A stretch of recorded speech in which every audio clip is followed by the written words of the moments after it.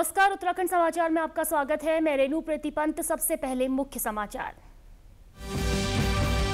वन्यजीव सप्ताह के दूसरे दिन देहरादून के मालसी डियर पार्क में हुआ कार्यक्रम। मुख्यमंत्री पुष्कर सिंह धामी ने की शिरकत। कहा, इकोलॉजी, इकोनॉमी और टेक्नोलॉजी में सामंजस्य के साथ बनेगा विकास का मॉडल।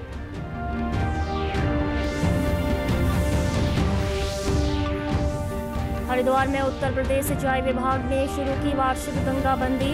दिवाली तक गंगा नहर में सफाई और मरम्मत का काम रहेगा जारी। हर की पैड़ी पर गंगा जल न होने से मायूस लौट रहे श्रद्धालु।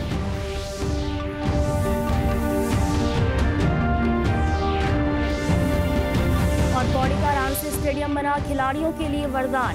एशिया के दूसरे सबसे ऊंचे स्टेडियम में भविष्य के लिए खिलाड़ी हो रहे तैयार।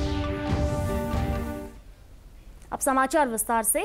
देहरादून स्थित मालसी जू में आज मानव वन्यजीव सह अस्तित्व थीम को लेकर कार्यक्रम आयोजित किया गया। गत दिवस मुख्यमंत्री पुष्कर सिंह धामी ने वन्यजीव सप्ताह का शुभारंभ किया था। ये 8 अक्टूबर तक चलेगा।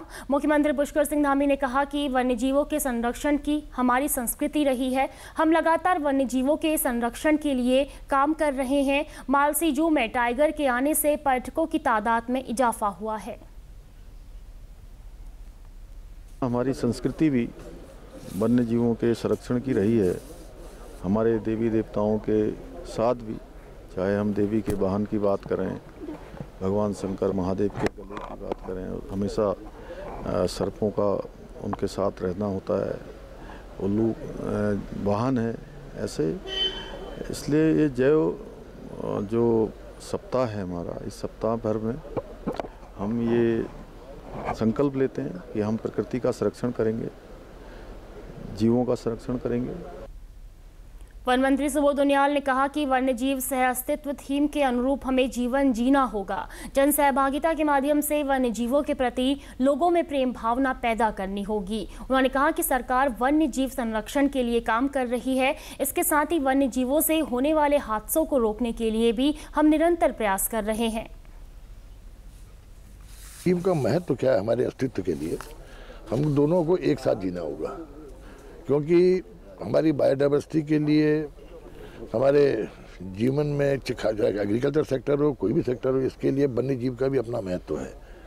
तो वन्य जीव भी रहे और मानव भी आगे बढ़े, विकास भी आगे बढ़े। ये इस बिना कम्युनिटी इन्वॉल्वमेंट के संभव नहीं है। जब तक जन सहभागिता नहीं होगी तो इसका कुल उद्देश्य ये है कि इसके माध्यम से आम आदमी के अंदर जागरूकता ला करके, जन सहभागिता के माध्यम से वन्य जीव को के प्रति लोगों में प्रेम लाने की, कि वन्य जीव हमारे जीवन के लिए उसका अस्तित्व बहुत आवश्यक है।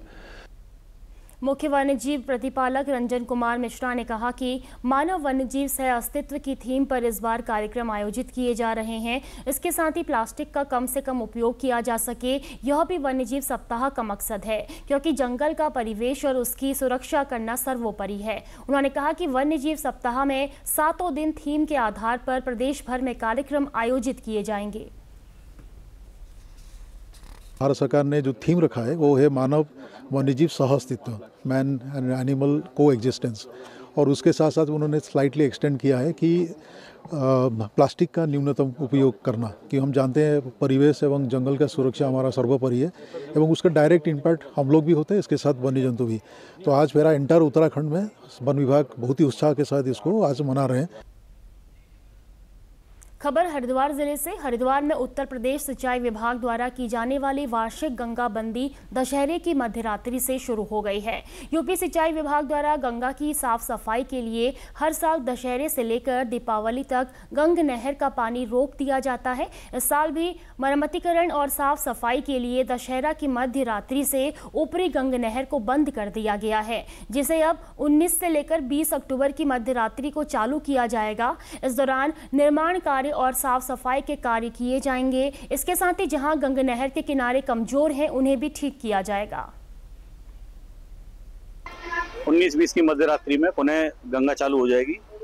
और ये क्लोजर मुख्य रूप से इसलिए होता है कि एक साल में मेंटेनेंस के जो काम होते हैं हमारे नहर पे वो नहीं हो पाते। इस क्लोजर की अवधि में वो मेंटेनेंस के कार्य और प्रोजेक्ट के कार्य पूरे किए जाएंगे, जिससे कि लगातार वर्ष भर इसको फिर से चलाना संभव हो सके। इसमें मुख्य रूप से हमारे जो ठेक जमा हो गई हैं वो हटाई जाएंगी। कांवड़ मेले पर कांवड़ के टुकड़े, कपड़े, गंदगी बहुत सारी इकट्ठी हो जाती है, वो की जाएगी। कई जगह पर बोल्डर इकट्ठा हो जाता है, इसमें सप्लाई चैनल में हर की पौड़ी के आसपास उसकी रिग्रेडिंग की जाएगी। एक इस बार हम जो है नहर का डिस्चार्ज नापने के लिए एक गेज पॉइंट बना रहे हैं, उसका काम किया जाएगा। सिल्ट इजेक्टर की सफाई की जाएगी, जो भी हमारे चैनल्स हैं उनकी मेंटेनेंस की जाएगी, स्ट्रेंथनिंग की जाएगी।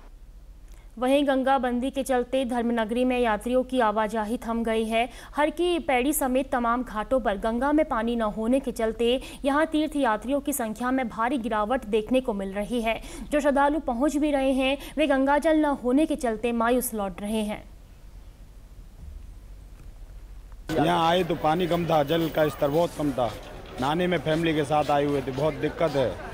कुछ हल्का सा बड़ा है तो वो गंदा जल आ रहा है, साफ नहीं है। घंटाघर पर इस पर बिल्कुल जल नहीं है। स्नान हर की पौड़ी पर करा, वहाँ जल नहीं था, लोटा से नहाए थे खुद बाल्टियों। गंगा बंदी होने के बाद में हरिद्वार में आने का सबसे बड़ा कारण है गंगा जी। अब गंगा जी ही नहीं होंगी जिस समय तो यात्री कैसे आएगा। गंगा जी में जब गंगा जी सूख जाएंगी तो यात्रियों का आना जो है 1% कम हो जाता है, 1% ही रह जाता है, 99% कम हो जाता है गंगा जी में यात्रियों का आना। गंगा जी में इतना तो जल रहना चाहिए कि आने वाला यात्री श्रद्धालु जो भी है वो अपनी आकर के पूजा अर्चना कर सके, स्नान कर सके, डुबकी लगा सके। बिल्कुल गंगा जो है सुखाने का कार्य ठीक नहीं है। जनपद पौड़ी गढ़वाल की रांसी स्टेडियम खिलाड़ियों के लिए वरदान साबित हो रहा है, विशेषकर उन खिलाड़ियों के लिए जो एथलेटिक्स के क्षेत्र में अपना भविष्य बना रहे हैं। समुद्र तल से लगभग 7000 फीट की ऊंचाई पर स्थित यह स्टेडियम एशिया का दूसरे नंबर का सबसे ऊंचा स्टेडियम है। यहां लगभग साल भर खिलाड़ी अपना भविष्य संवारने की कोशिशों में जुटे रहते हैं। चमोली के गाँव मझोटी की रहने वाली मानसी नेगी ने रेस वॉकिंग को अपना करियर चुना और आज रांसी स्टेडियम में असिस्टेंट कोच के तौर पर काम कर रही है। मानसी की माने तो ये स्टेडियम खिलाड़ियों का भविष्य संवारने में बेहद अहम रोल अदा कर रहा है।